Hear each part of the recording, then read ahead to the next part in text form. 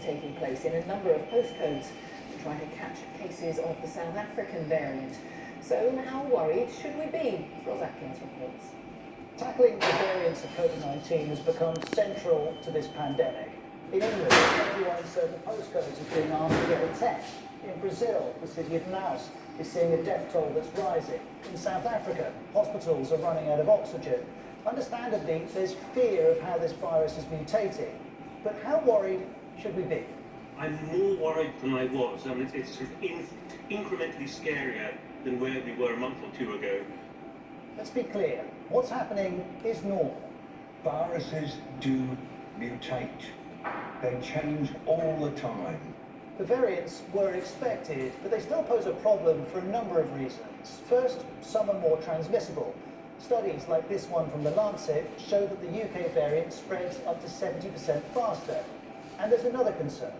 There is a realistic possibility that this variant may be associated with increased mortality compared to the old variant.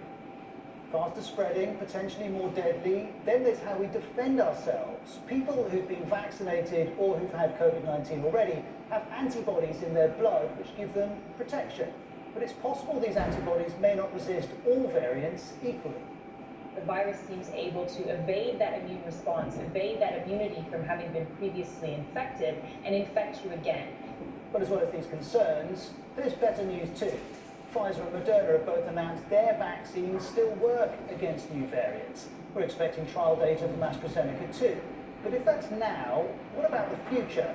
There are certain to be more variants. Well, scientists are confident they can deal with them for two reasons. First of all, vaccines can be adapted.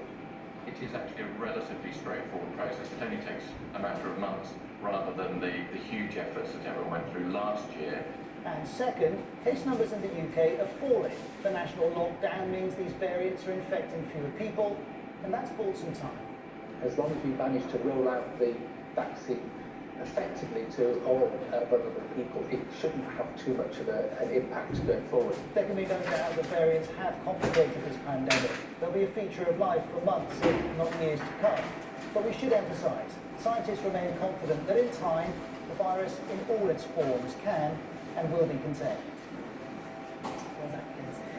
Local council and mayoral elections, it's been confirmed, will go ahead in England on the 6th of May.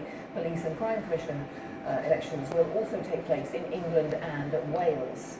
Voters, though, will have